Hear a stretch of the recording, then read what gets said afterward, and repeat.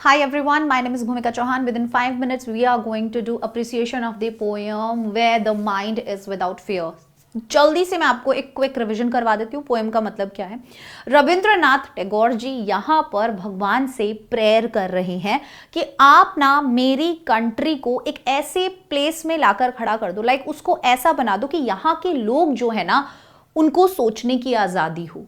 ठीक है, वो अपने उन्हीं पुराने थॉट्स में ना खोए रहें, वो मेहनत करने से ना डरें, वो ये जो गंदे छोटे बिलीफ होते हैं, ये जो सुपरस्टिशंस होते हैं, ये जो कास्ट जेंडर रिलीजन के नाम पे सब लोग बटे हुए हैं, वो चाहते हैं ये सब खत्म हो जाए, लोग लॉजिकली सोचना शुरू करें, हर एक इंसान के पास आजादी हो, हर एक इंसान को इक्वल राइट्स हो। स्टार्ट करते हैं। Where the mind is without fear and the head is held high. तो यहां पर वेयर का मतलब है वो चाहते हैं कि मेरी कंट्री का हर एक इंसान जो है वो एक ऐसी जगह हो, मतलब उसका माइंडसेट कैसा हो, वो एक ऐसी जगह हो जहां पर उसके दिल में किसी भी तरीके का दुख दर्द डर ना हो, उसको किसी भी चीज से डर ना लगे, और and the head is held high, और जहां पर वो पूरे गुरूर के साथ, पूरी इज्जत के साथ, पूरी रिस्पेक्ट के साथ खड़ा रह सके, जहां पर लोगों को प्राउड फील हो, जहां पर लोगों को स्ट्रॉन्ग फील हो।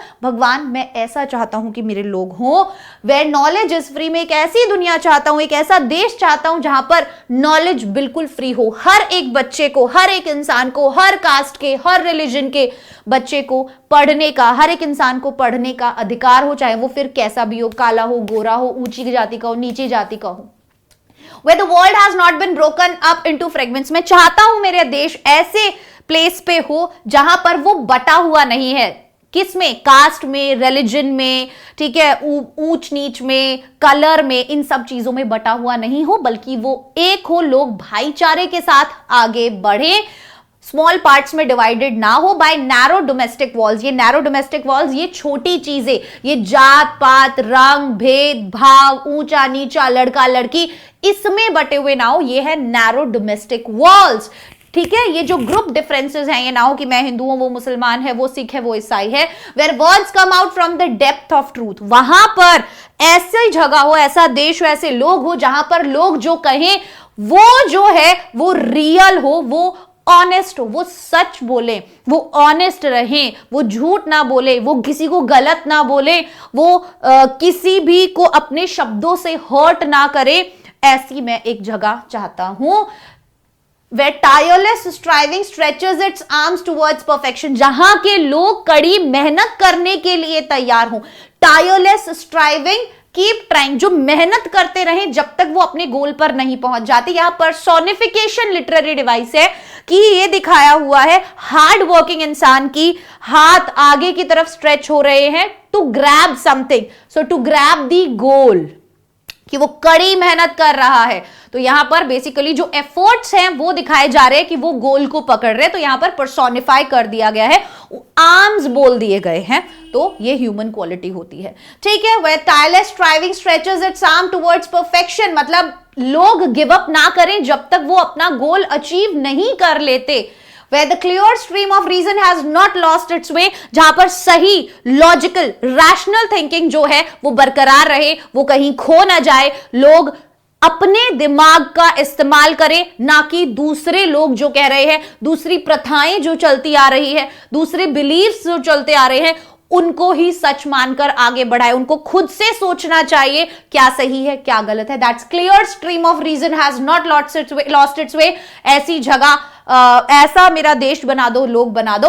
Into the dreary desert sand of dead habit, dreary desert, dead habit, पुरानी बुरी आदतें, मतलब पुरानी बुरी प्रथाएं, पुराने बुरे बिलीफ, पुराने बुरे सुपरस्टिशंस, जो लोग हैं उनसे क्या होता है, आपका दिमाग ड्राई हो जाता है, लाइफलेस हो जाता है। अगर आप वही चीजें आगे कंटिन्यू करोगे तो आप सही नहीं सोच पाओगे, लॉजिकल नहीं सोच पाओगे, और आप कभी भी आगे नहीं बढ़ पाओगे, अपने गोल तक नहीं पहुंच पाओगे। वो डेड हैबिट्स आपके दिमाग को भी लाइफलेस और डेड बना देंगी, like a desert. Where the mind is led forward by the, जब आपकी जो थिंकिंग है is led forward by the, मतलब उसको अगर गॉड इज गाइडिंग, वो चाहते हैं भगवान आप इन लोगों को गाइड करो, आप इनकी थिंकिंग को गाइड करो, आप इन्हें समझाओ क्या सही है और क्या गलत, into ever widening thought and action, idea and work. Thought and action means idea and work, ever widening मतलब growing bigger.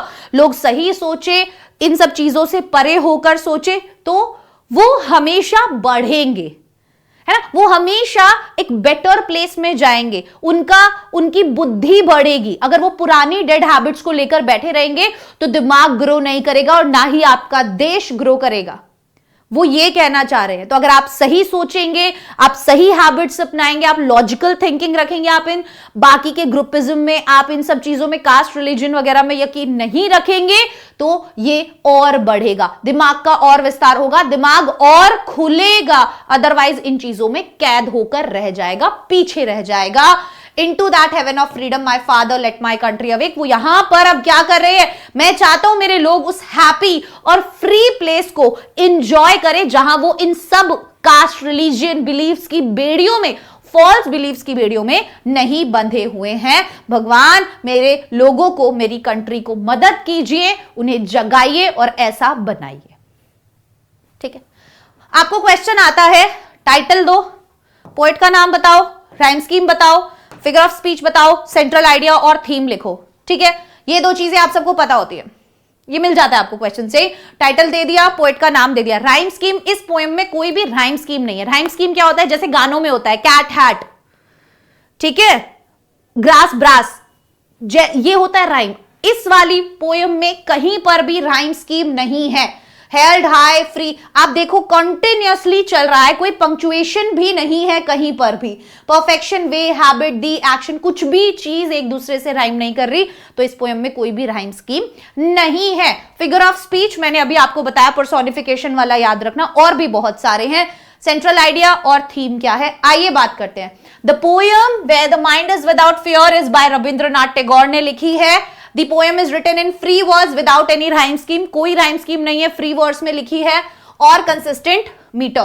There are many figures of speech, बहुत सारे figures of speech है, बट आपको mention करने के लिए बोला जाएगा, तो आप बताएंगे कि भाई personification एक बहुत important यहां पर है figure of speech, where tireless striving stretches its arms towards perfection। यहां पे personification है, we can actually visualize, हम visualize कर पा रहे कि एक effort करने वाला बंदा क्या कर रहा है, स्ट्रेचिंग इट्स आर्म, लाइक अगर आप मेहनत करते रहोगे तो वो कॉन्टिन्यूअस एफर्ट जो है वो क्या करेगा, स्ट्रेच करेगा अपने arms to grab that goal, right, to reach its goal. Personification, arms बोल दिया गया है एफर्ट्स को। The poem is a prayer, और यहां पे सेंट्रल आइडिया और थीम आ गया। The poem is a prayer to God, भगवान के लिए एक कविता है, भगवान से एक प्रार्थना है। Tagore addresses God as my father, वो एड्रेस करते हैं गॉड को as my father, and asks him to awaken his country, और वो कहते हैं जगाओ मेरे देश के लोगों को भगवान, into a heaven of freedom, एक हैप्पी प्लेस पे, where there is total freedom of good thoughts, जहां पर उनको आजादी हो अच्छे थॉट्स की, अच्छे वर्ड्स की और अच्छे एक्शंस की। He wishes for a country, वो एक ऐसी कंट्री चाहते हैं where people would be free from fear, जहां लोग डरे नहीं, where knowledge would be free to all individuals, जहां पर एजुकेशन का सभी को अधिकार हो, and people from all caste and religions would be united, और हर कास्ट और हर रिलीजन के लोग जो हैं वो क्या हो, यूनाइटेड हो। That's it। ये आपका अप्रिसिएशन हो जाना चाहिए। ठीक है, बाद में मैंने इसका एक्सप्लेनेशन भी दिया है, अगर आपको चाहिए तो मैं बता देती हूं। Poem is a prayer to God written by Rabindranath Tagore, वो dream of a truly free India का ड्रीम यहां पर बता रहे हैं। Not just free from foreign rule, केवल फॉरेन रूल से ही फ्री नहीं कि भाई विदेश, मतलब ये जो अंग्रेज है उनसे ही आजादी नहीं, but also free from fear से भी, इग्नोरेंस से भी, डिविजन से भी और नैरो थिंकिंग से भी आजाद होने की बात वो कर रहे हैं। ठीक है, तो वो कैसी कंट्री चाहते हैं जहां पर लोग फियरलेस हो और इज्जत से जी सके, डिग्निटी से जी सके, नॉलेज फ्रीली अवेलेबल हो सबको, सोसाइटी डिवाइडेड ना हो ग्रुप्स में जैसे कास्ट, रिलीजन या रेस में, people speak the truth honestly with courage, सच बोले लोग, करेज के साथ बोले, everyone works hard to achieve perfection, हर एक इंसान मेहनत करे, बैठ के खाने की ना सोचे, गलत तरीकों से कमाने की ना सोचे। People have a rational, logical and progressive mindset लोगों का होना चाहिए ताकि कंट्री ग्रो करे, and country moves forward under God's guidance, और भगवान की गाइडेंस में ही कंट्री जो है वो आगे बढ़े, फिर जहां पर उन्हें फ्रीडम ऑफ थॉट या फिर एक्शन मिले। इतनी सी ये पोएम थी और ये अप्रिसिएशन था. If you want to take the screenshot, take a screenshot. This is the poem appreciation. अगर आप चाहते हैं मैं ऐसे ही और शॉर्ट वीडियोस बताऊं फटाफट से सभी पोएम्स के, अगली पोएम का नाम कमेंट सेक्शन में कमेंट करके बताइए. Bye bye, take care, all the best.